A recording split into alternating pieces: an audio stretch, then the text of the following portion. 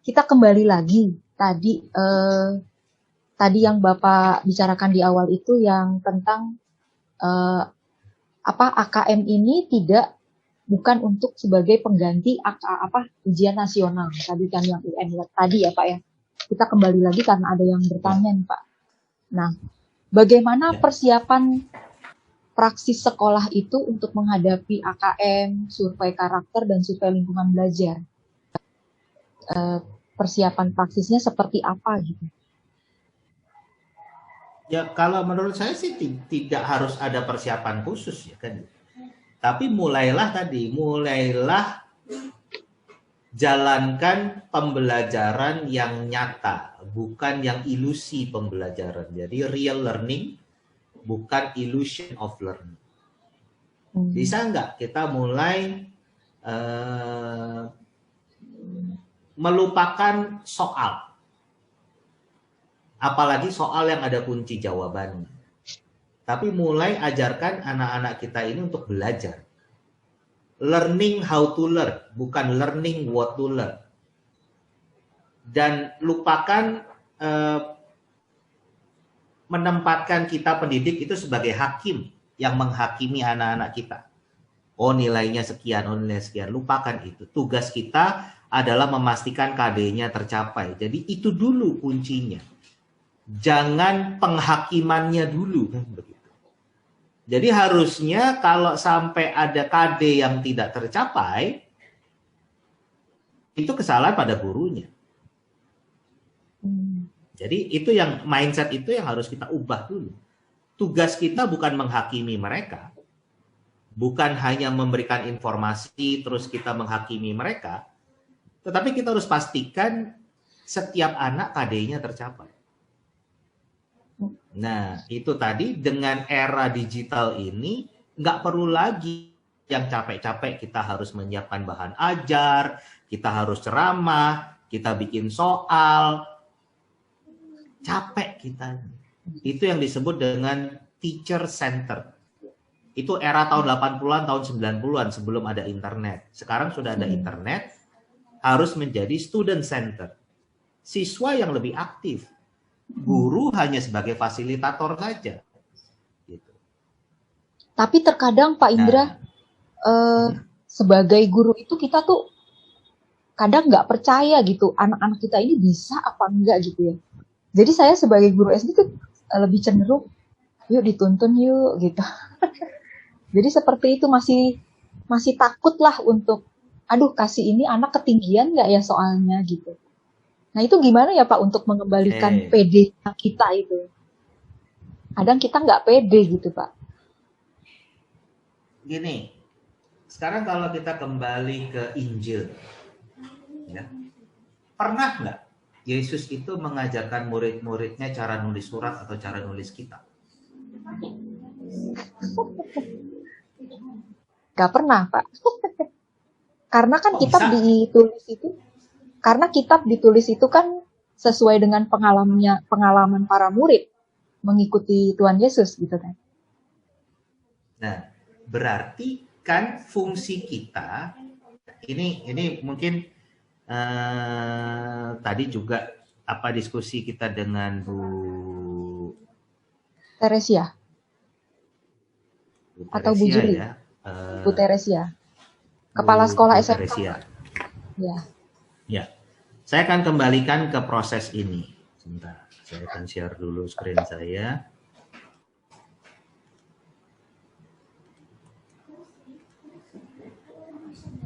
Terlihat? Lihat Pak. Oke, nah tadi kan kita bicara antara lots dan hots, ya kan? Kita harus tahu bedanya lots dan hots itu apa. Oke. Yang pertama, kalau kita bicara C1 itu menghafal, itu kan adalah tingkat nalar yang paling rendah. Ya kan?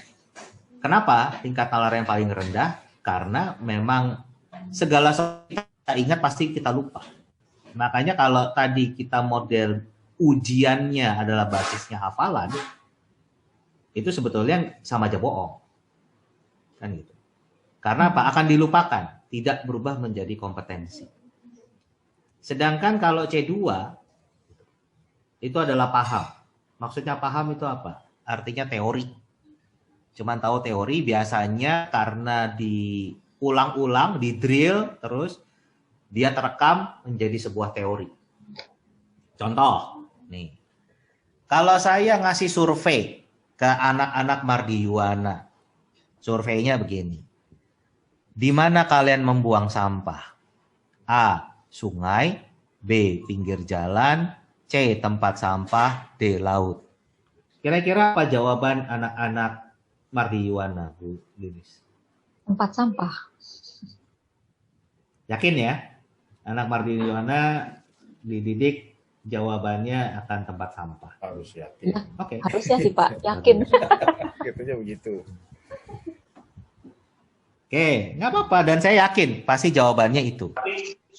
Tapi survei kedua, saya akan tanya kepada para gurunya. Karena jawaban survei terhadap anak-anak tadi, anak-anak Mardi Yuwana itu tahu kalau buang sampah itu di tempat sampah, apakah Anda sebagai guru yakin 100% kalau anak-anak Mardi Yuwana selalu membuang sampah di tempat sampah? Kalau di rumahnya kita nggak lihat, Pak. Makanya pertanyaan saya, apakah Anda yakin mereka selalu membuang sampah di tempat sampah? Berarti tidak jawabannya.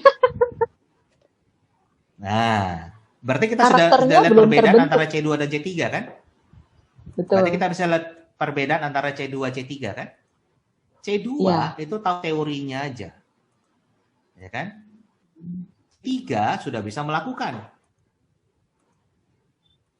Gitu. Jadi ini kita bisa lihat ternyata nalar juga akan mempengaruhi perilaku, akan mempengaruhi karakter. Gitu. Ini kita lihat bedanya C1, C2, C3. Dan kalau contoh lah, ini karena saya juga dari TK itu didikan sekolah Katolik, itu selalu diajarkan tuh persatuan Indonesia kan.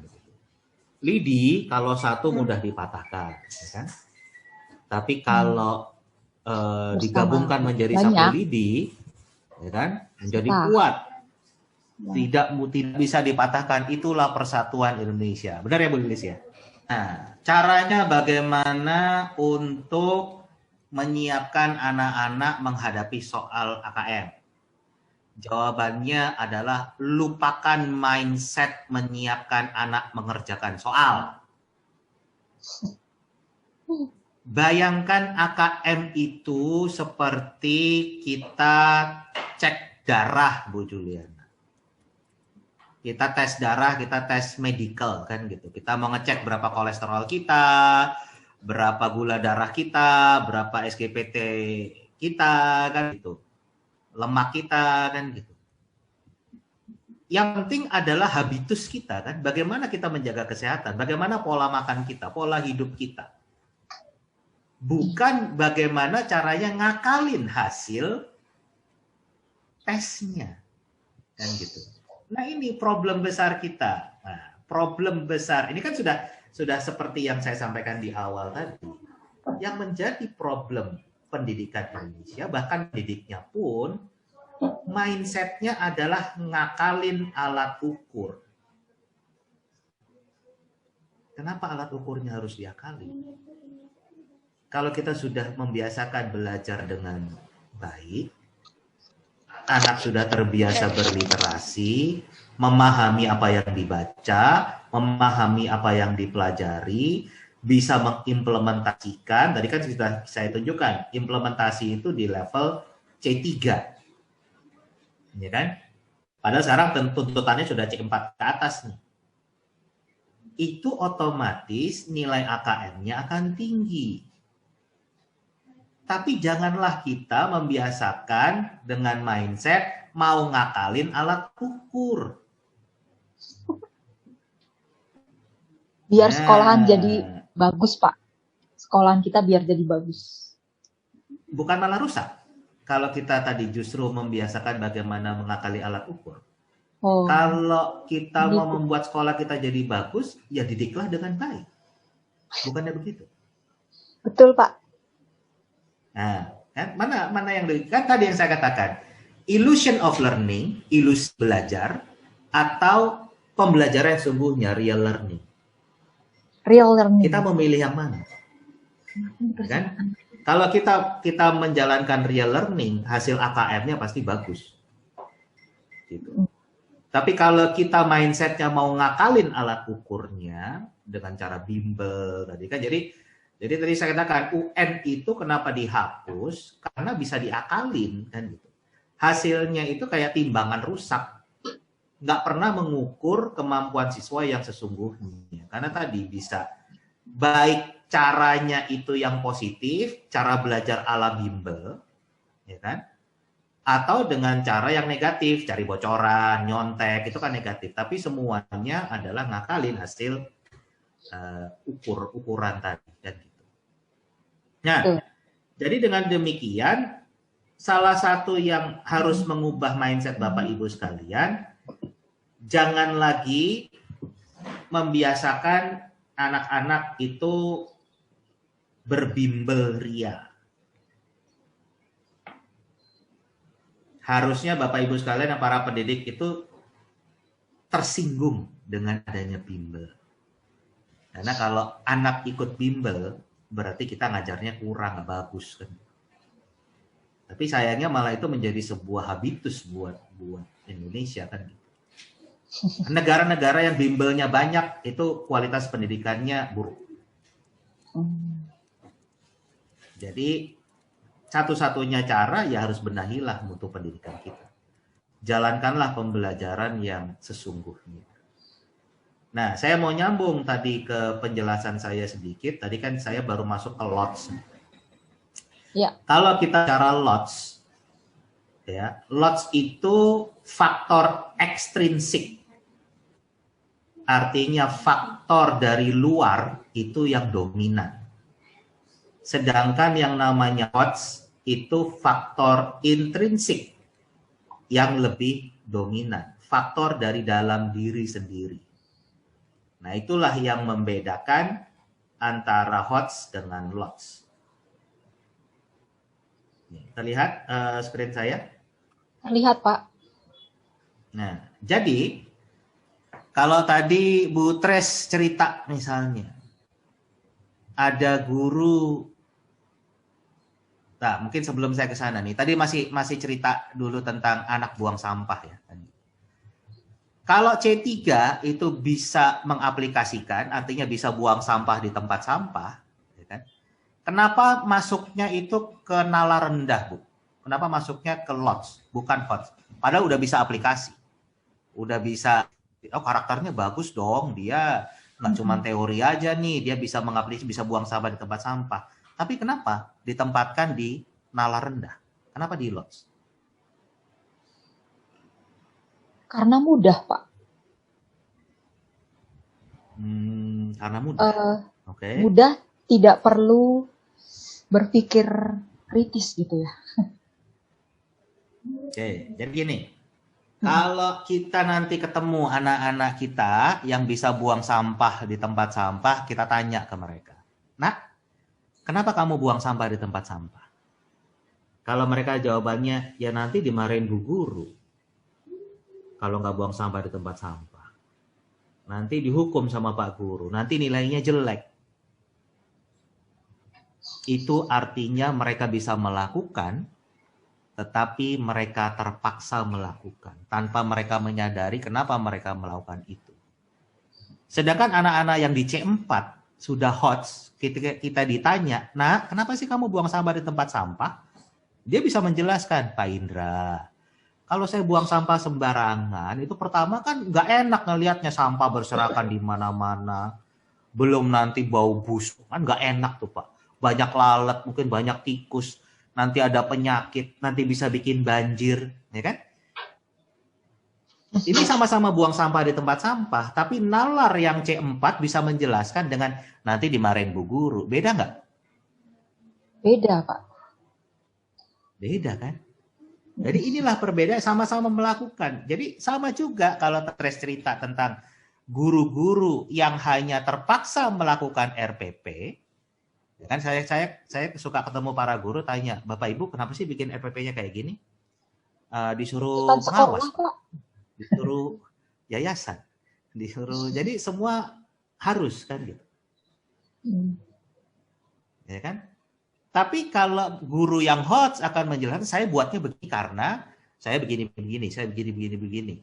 Jadi nggak penting lagi mau 1 halaman, mau 10 halaman, mereka membuat sesuai dengan kebutuhannya, bukan hanya terpaksa. Nah, disinilah konsep merdeka belajar di sini, kan gitu. Jadi bukan hanya mereka yang bisa diperintah. Karena itulah yang membedakan dari faktor intrinsik dan ekstrinsik. Robot itu sepintar-pintarnya mereka hanya bisa diperintah. Tapi hanya manusia yang bisa menganalisa dirinya sendiri, mengevaluasi dirinya sendiri, dan mencipta. Kenapa mencipta? Ya karena manusia diciptakan sesuai dengan gambar dan citra Allah. Nah, disinilah letak bagaimana kita mendesain pembelajaran, yang kita justru harus dorong anak-anak di level C6. Nah, kalau pertanyaan tadi mengenai KD dan karakter, saya kalau cerita bisa panjang nih, tapi Bapak Ibu bisa melihatlah YouTube webinar-webinar di Pendidikan Fox. Ada yang tadi dari SMA PL Joseph Solo, dari SMA SMP Regina Pacis Solo, dari Santa Maria Malang. Itu mereka bisa semua KD, bahkan bisa terakomodasi. Karena KD-nya tidak per mapel lagi, tapi digabungkan. Jadi seluruh KD itu bisa dikolaborasikan dan akan tercapai. Dan karakternya pun akan terlihat dalam proses mereka membuat ini. Jadi waktunya nggak akan cukup kalau saya akan menjelaskan bagaimana proses ini bisa dilaksanakan. Tapi saya menyarankan Bapak Ibu untuk coba belajar dari teman-teman di Solo, teman-teman di Malang, untuk bagaimana proses ini bisa berjalan. Dan itu sudah dijalankan. Bukan satu hal yang tidak mungkin, tetapi memang tidak mudah. Gitu. Mengubah habitus itu kan satu hal yang sulit. Gitu. Tapi bisa dijalankan. Mungkin itu Bu Lilis.